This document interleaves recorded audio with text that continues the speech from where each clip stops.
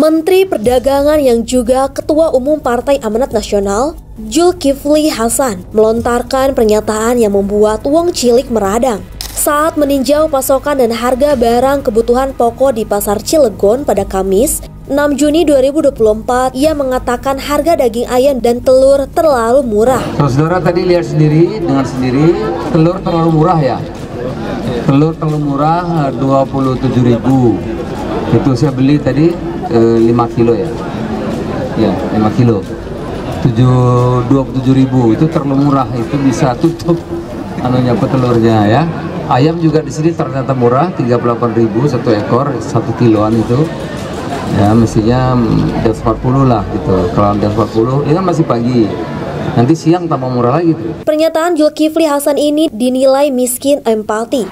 Di tengah kondisi ekonomi yang belum stabil, daya beli masyarakat pun masih lemah. Lebih banyak pemutusan hubungan kerja sehingga menambah angka pengangguran. Begitupun dengan nilai tukar rupiah yang belum beranjak kuat. Sementara di sisi lain, harta kekayaan Zulkifli Hasan saat menjadi Menteri Perdagangan mengalami kenaikan hampir 5 miliar rupiah dalam 1 tahun. Pada 2022, ia diketahui punya total harta 27,7 miliar rupiah. Tapi pada 2023, naik menjadi 32,6 miliar rupiah.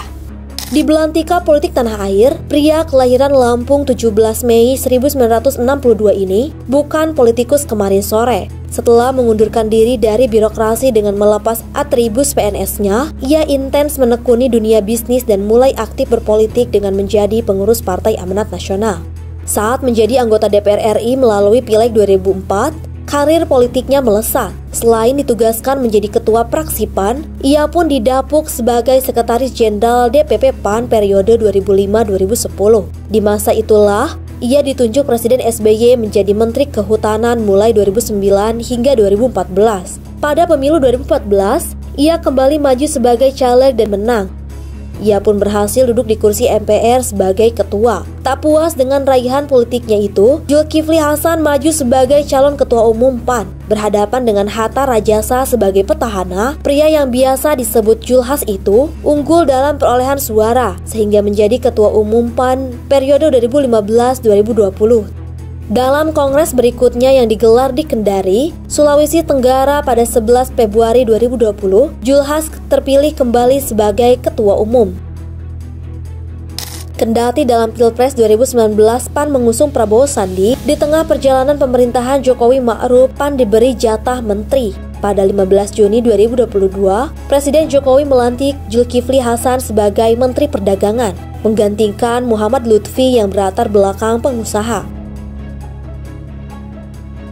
Dalam perjalanan karir politiknya, nama Zulkifli Hasan tidak lepas dari pusaran korupsi. Ia diantaranya disebut dalam sidang kasus suap pengajuan revisi alih fungsi hutan menjadi lahan sawit di Riau pada 2014 yang menjerat bekas Gubernur Riau, Anas Ma'amun.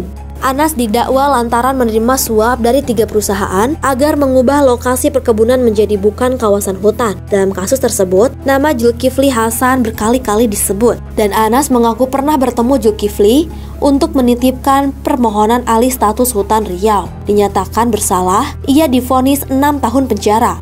Nama Zulkifli Hasan juga muncul dalam sidang kasus suap mahasiswa baru di Universitas Lampung yang menjerat Karomani selaku rektor dan beberapa orang lainnya. Dalam sidang yang digelar di Pengadilan Negeri Tanjung Karang, Bandar Lampung, pada 30 November 2022, Karomani mengatakan kalau Zulkifli Hasan memberikan infak agar keponakannya diterima sebagai mahasiswa kedokteran melalui jalur mandiri. Selain keponakan Zulkifli Hasan, ada sekitar 22 mahasiswa baru yang merupakan titipan para pejabat, mulai kepala daerah hingga anggota DPR RI. Dari perbuatan melanggar hukumnya itu, Karomani mendapatkan uang hampir 7 miliar rupiah. Dalam sidang yang digelar pada 25 Mei 2023, ia dinyatakan terbukti menerima suap dan divonis 10 tahun penjara.